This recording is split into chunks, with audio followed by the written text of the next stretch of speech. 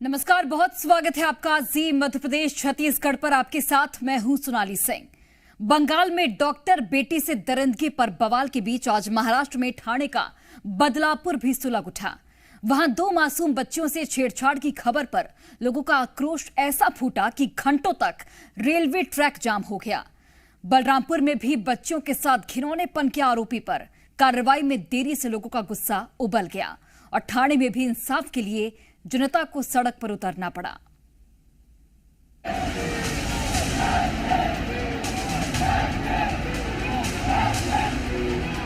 एक बहुत बड़ी राहत है डॉक्टर्स के लिए, उन इंटर्न्स के लिए कि उनको कैसे वहां पे रहने की सुविधा से लेकर के प्रैक्टिस करने तक उनकी सिक्योरिटी कैसे निर्धारित की जाएगी, ये कोर्ट ने आज फैसला किया।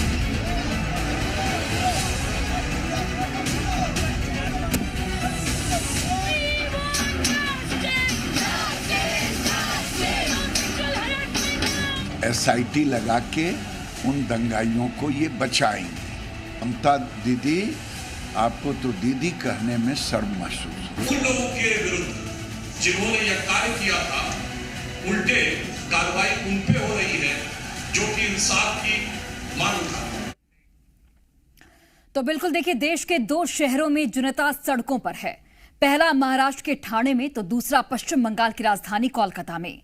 शहर अलग अलग हैं, लेकिन जनता के बदलापुर की वजह एक है, बेटियों के साथ दरिंदगी। एक तरफ कोलकाता में डॉक्टर बेटियों तो दूसरी तरफ शिकार बनी 2 मासूम बच्चियां। देखिए इंसाफ की मांग में कैसे सड़कों पर उतर गई है जनता। रिपोर्ट दिखाते हैं।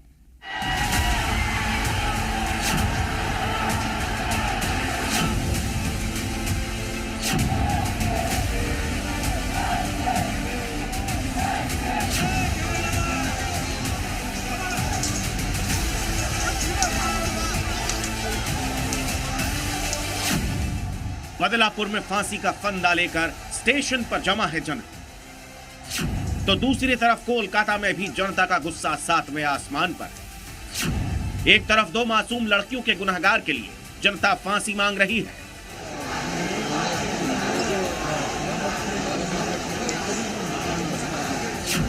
तो दूसरी तरफ डॉक्टर बिटिया के साथ दरिंदगी के खिलाफ जनता का उबाल।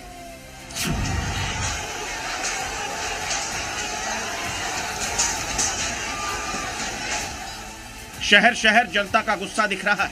बेटियों के खिलाफ दरिंदगी के मामलों में अब भीड़ ने हल्ला बोल दिया है।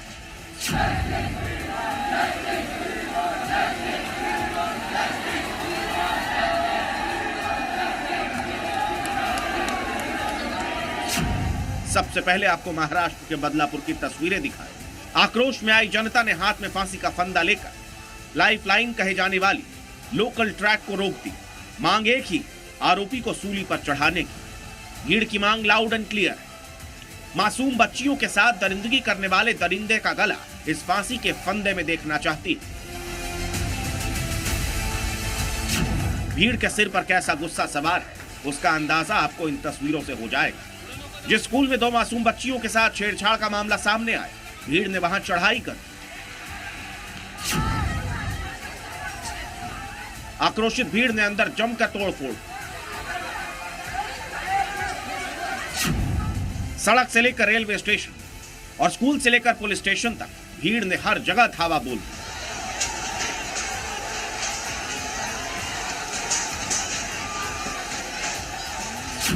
हालात इस कदर बेकाबू हो गए कि पुलिस को आंसू गैस के गोले दागने पड़ गए। लेकिन इस बीच एक तस्वीर ऐसी भी आई जहां एक शख्स ने आंसू गैस का शेल उठाकर वापस पुलिस की तरफ फेंक दिया।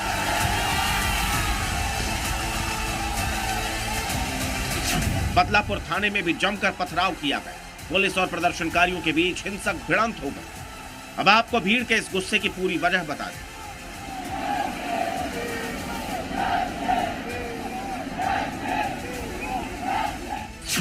स्कूल परिसर में बच्चियों के साथ यौन शोषण का मामला 12-13 अगस्त का।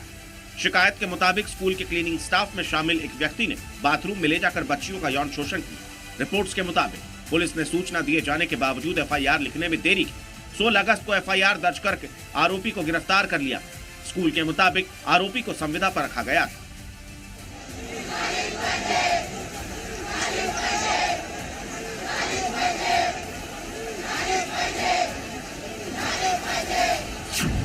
इस मामले में पुलिस और स्कूल प्रशासन की लापरवाही का मामला जब सामने आया तब भीड़ का गुस्सा 7वें आसमान पर पहुंच गया और अब आक्रोश ऐसा है कि भीड़ फांसी का फंदा लेकर सड़क से लेकर स्टेशन तक पहुंच गई।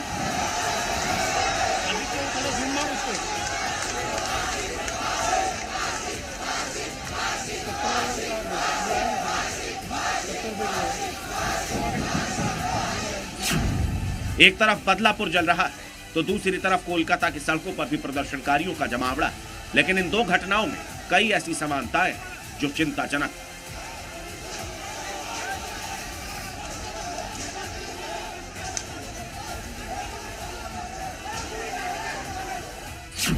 बदलापुर में घटना स्कूल के अंदर की जहां बच्चियां पढ़ती थी, वहीं कोलकाता में अस्पताल में दरिंदगी हुई जहां महिला डॉक्टर काम करती थी। बदलापुर में स्कूल के स्टाफ पर ही छेड़छाड़ का आरोप है, वहीं कोलकाता में भी स्टाफ ही दरिंदगी का आरोपी है। बदलापुर में स्कूल प्रशासन पर सवाल उठ रहे हैं, वहीं कोलकाता का आरजीकर अस्पताल भी सवालों के घेरे में। बदलापुर पुलिस पर मामले में लापरवाही बरतने का आरोप है, वहीं कोलकाता पुलिस पर भी लीपापोती के आरोप लग रहे हैं। सवाल उठ रहे हैं कि जब बेटियां स्कूल और अपने वर्क प्लेस पर ही सुरक्षित नहीं है तो और कहां हो। और अब इन्हीं सवालों का जवाब पूछने के लिए, इन सभी मामलों का हिसाब करने के लिए जनता सड़कों पर उतर आई है। थाने से अंकुर त्यागी और अश्विनी पांडे के साथ ब्यूरो रिपोर्ट, जी मीडिया।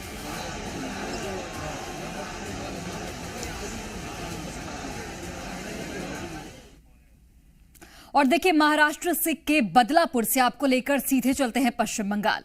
गोपाल कृष्ण गोखले ने कहा था, what Bengal thinks today India thinks tomorrow.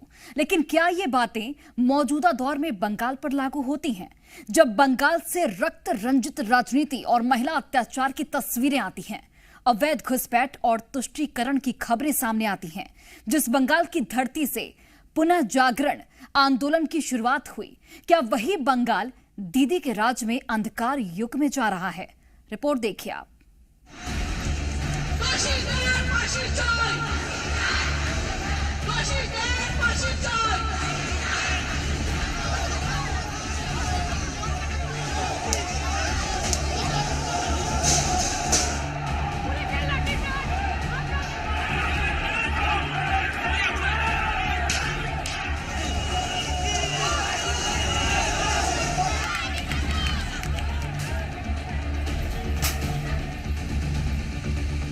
इंसाफ की मांग कर रहे प्रदर्शनकारियों को दीदी की पुलिस लाठियों से काबू कर रही है।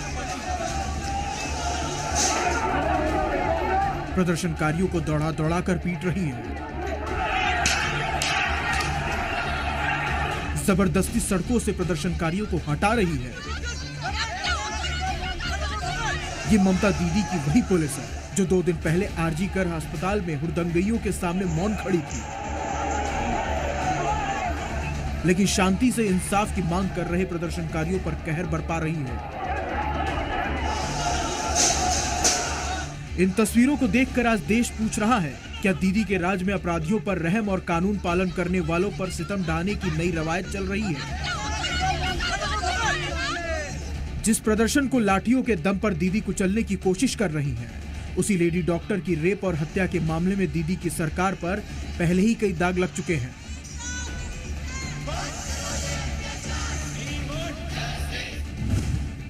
आरजी मेडिकल कॉलेज के तत्कालीन प्रिंसिपल ने रेप और हत्या को पहले सुसाइड बताया। प्रिंसिपल ने डॉक्टर बेटी के सेमिनार हॉल में जाने पर सवाल उठाए। घटना के बाद प्रिंसिपल संदीप घोष को बंगाल सरकार ने दूसरे बड़े अस्पताल की जिम्मेदारी दी।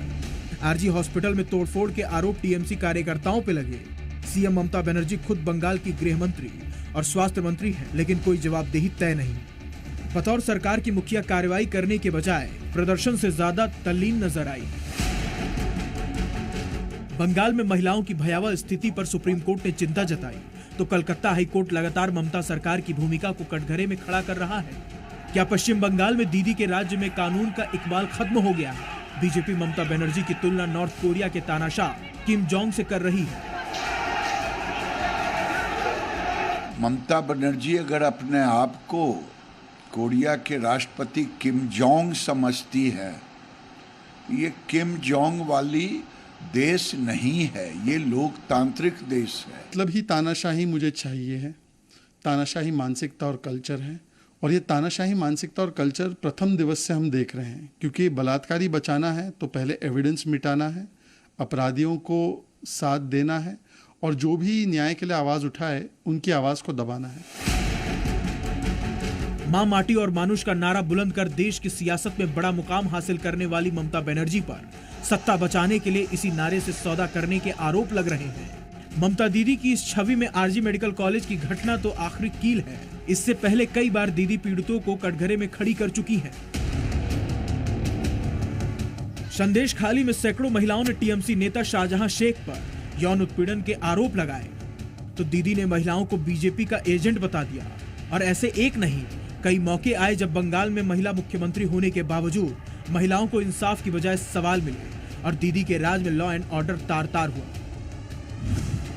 साल 2020 में पश्चिम बंगाल में महिलाओं के खिलाफ 36,439 अपराध हुए। साल 2021 में महिलाओं के साथ 35,884 वारदात हुई। साल 2022 में 34,738 क्राइम की घटनाएं महिलाओं के साथ हुई। देश की फिलहाल एकमात्र महिला मुख्यमंत्री के राज्य में महिलाओं की ये हालात है। पिछले महीने ही लोकसभा में टीएमसी सांसद ने देश में बंगाल मॉडल लागू करने की बात कही, तो सुनिए गृह मंत्री अमित शाह ने क्या कहा था। मैं मानता हूं कि देश का कोई राज्य नहीं चाहेगा कि पश्चिम बंगाल का मॉडल वहां अपनाया जाए। क्या दीदी के सत्ता में देश ने जो बंगाल मॉडल देखा उसमें कभी चुनावी हिंसा की तस्वीरें तो कभी महिलाओं से मारपीट की तस्वीरें सामने आती हैं। कभी देश की दशा और दिशा तय करने वाली बंगाल की ममता के राज्य में दुर्दशा हो गई है और इसीलिए दीदी पर तानाशाही के तीर जमकर ताने जा रहे हैं। ब्यूरो रिपोर्ट, जी मीडिया।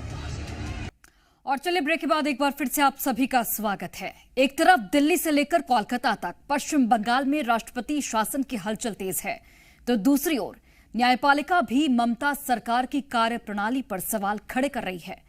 कोलकाता हाईकोर्ट पहले ही लेडी डॉक्टर की रेप और हत्या पर राज्य सरकार को फटकार लगा चुकी है, तो आज इस मामले पर सुप्रीम कोर्ट ने स्वतः संज्ञान लेकर बंगाल सरकार को कटघरे में खड़ा किया है। रिपोर्ट देखिए आप। ताकत ना दिखाए सरकार, सिस्टम की नाकामी, कामकाज के हालात खराब, सुरक्षा की चिंता, सुरक्षा पर सवाल। इन शब्दों की शक्ल में देश की सर्वोच्च अदालत ने ममता सरकार को आईना दिखाया है। आरजीकर अस्पताल में पिछले कुछ दिनों से जो कुछ घट रहा है उसमें ममता सरकार की संलिप्तता पर आज सुप्रीम मोहर लगी है। लेडी डॉक्टर की हत्या और रेप के मामले में सुप्रीम कोर्ट ने स्वतः संज्ञान लेकर सुनवाई की और ममता सरकार को फटकार लगाते हुए कहा, डॉक्टरों की सुरक्षा का मामला गंभीर है। महिला डॉक्टर्स की सुरक्षा की चिंता का विषय है। इस घटना से डॉक्टर्स की सुरक्षा पर सवाल खड़े हुए हैं। पीड़ित की पहचान कैसे की गई? हत्या की एफआईआर में देरी क्यों हुई? महिलाओं के कामकाज के हालात बेहद खराब हैं। नेशनल टास्क फोर्स का गठन किया जाए। बंगाल सरकार प्रदर्शनकारियों को निशाना बनाने से बाज आए। साथ ही कोर्ट ने सीबीआई से 22 अगस्त तक स्टेटस रिपोर्ट और राज्य सरकार से घटना की रिपोर्ट मांगी है। आरजीकर अस्पताल की सुरक्षा का जिम्मा सीआईएसएफ को दिया गया है। आरजीकर अस्पताल जहां पर लेडी डॉक्टर की के साथ दुष्कर्म हुआ था, उसकी हत्या की गई थी, वहां सीआईएसएफ की तैनाती होगी। साथ ही साथ यहां पर महिलाएं जो हैं यहां पर तैनात है वो क्या सोचती हैं ये हम उनसे जानने की कोशिश करते हैं। मैम, यहां पर सीआईएसएफ की तैनाती की जाएगी, सुप्रीम कोर्ट ने कहा है, क्या सोचती हैं आप? देखिए, वो कितने दिनों तक इधर में रहेंगे, कितने दिनों तक हम लोगों को प्रोटेक्ट करेंगे, ये सब के बारे में तो कुछ एश्योरेंस अब तक नहीं दिया है। उन लोग जो बोला है कि सेंट्रल फोर्स इधर में वो इम्प्लीमेंट करेंगे, वो जो डिसीजन है उसको हम डेफिनेटली वेलकम करते हैं। ये हमारे लिए बहुत ही बड़े बात है। ममता सरकार को सुप्रीम कोर्ट ने फटकार लगाई तो बीजेपी ने भी ममता सरकार पर आरोपों के तीर तेज कर दिए। साथ ही कोर्ट में ममता सरकार की पैरवी कर रहे कपिल सिब्बल के बहाने इंडिया गठबंधन को भी लपेट लिया। तृणमूल कांग्रेस सरकार का वकील कौन है? श्री कपिल सिब्बल वकील हैं पश्चिम बंगाल सरकार के, सांसद हैं उत्तर प्रदेश की समाजवादी पार्टी के समर्थन से और पूर्व मंत्री हैं कांग्रेस सरकार के, जो हर अलगाववादी के पक्ष में कोर्ट में खड़े होते थे, आतंकवादी तक के पक्ष में कोर्ट में खड़े होते थे। आज एक बार फिर दुर्दांत अपराधी के पक्ष में कोर्ट में खड़े हैं। बीजेपी के आरोपों को चरितार्थ करते हुए कांग्रेस कोलकाता पर मौन है, लेकिन बीजेपी शासित राज्यों की घटना का जिक्र कर कोलकाता की घटना को कम करने की कोशिश में जरूर है। बदलापुर में 2 बच्चियों के साथ हुआ है उन्हीं की पार्टी की सरकार है उत्तराखंड में, जहां एक नर्स का बलात्कार हुआ और हत्या हो गई। वो अपनी ही पार्टी को सलाह दें कि वहां भी तुरंत फैसला करवाएं, तुरंत न्याय दिलवाएं। इस तरह से पड़ोस के राज्य में अगर कोई विभत्स इस तरह की घटना हो जाती है तो दूसरे मुख्यमंत्री का फर्ज होता है कि वो अपने राज्य में ध्यान दे, अपनी चिंता करे। सुप्रीम कोर्ट ने अपनी टिप्पणी में राजनीति ना करने की सलाह दी है, लेकिन राजनीतिक दलों की तरफ से अपनी अपनी सहूलियत के हिसाब से जुबानी तीर चलाए जा रहे हैं। अब सुप्रीम कोर्ट कोलकाता कांड में 22 अगस्त को सुनवाई करेगी, लेकिन तब तक सियासी शोर जमकर सुनाई देने वाला है। सौमिक सेन के साथ चंदन सिंह, कोलकाता, जी मीडिया। तो बिल्कुल देखिए, कोलकाता और बदलापुर में जनता का जो आक्रोश दिख रहा है वो कितना जायज है, ये तो कानून की कसौटी पर परखा जाएगा। लेकिन आखिर ये आक्रोश क्यों है, इसे समझने के लिए अब हम आपको अजमेर की घटना दिखाते हैं, जहां अब जाकर 32 साल बाद इंसाफ मिला है। 100 से ज्यादा महिलाओं और बच्चियों के साथ यौन शोषण और ब्लैकमेलिंग के मामले में इंसाफ तो मिला, लेकिन इसके लिए 32 साल का इंतजार करना पड़ा।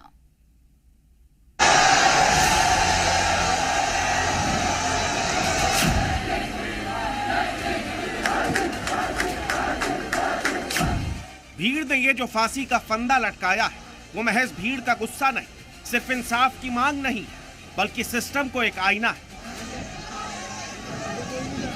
भीड़ के इस आक्रोश को समझने के लिए आपको बदलापुर से लेकर चलते हैं अजमेर।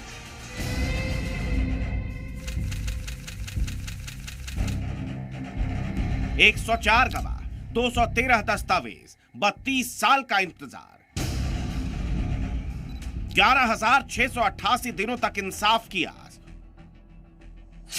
और अब 20 अगस्त 2024 को आया 208 पन्नों का विस्तृत फैसला, जब 6 आरोपियों को आखिरकार उम्र कैद की सजा सुनाई गई। 100 बच्चियों के साथ दरिंदगी, न जाने कितनी बार दरिंदों ने इन्हें नोचा। इसके बाद इनकी तस्वीरें निकाली और महीनों तक चला ब्लैकमेलिंग का खौफनाक खेल। हम बात कर रहे हैं 1992 के अजमेर रेप और ब्लैकमेल कांड, जहां 100 से ज्यादा मासूम बच्चियों को दरिंदों ने अपनी हवस का शिकार बनाया।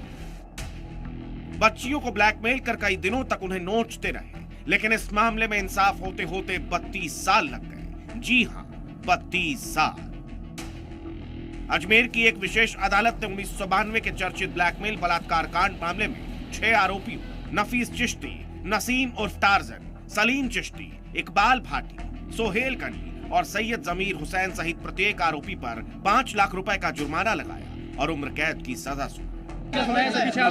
अभी सभी 6 आरोपियों को माननीय न्यायालय ने आजीवन कारावास से दंडित किया है और 5 लाख रुपए प्रत्येक पर अर्थदंड लगाया है, और जो अर्थदंड कुल 30 लाख रुपए होगा वो सभी पीड़ितों में बराबर बांटने का आदेश माननीय न्यायालय द्वारा दिया गया है।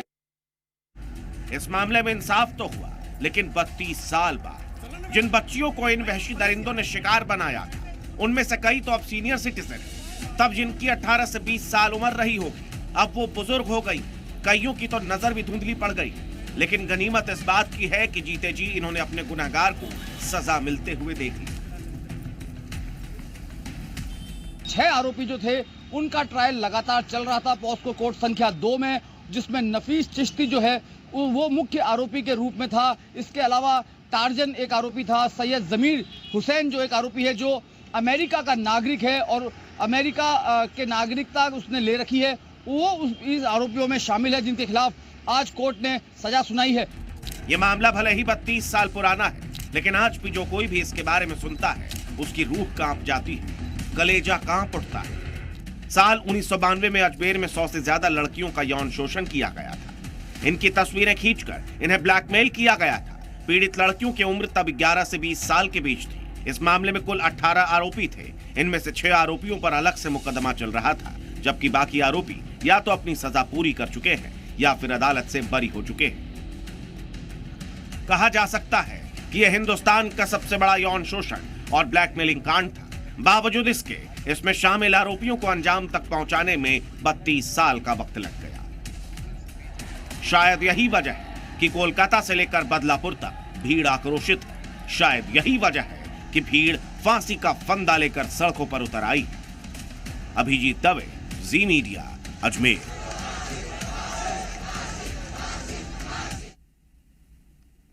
और चलिए रुकते हैं एक छोटे से ब्रेक के लिए।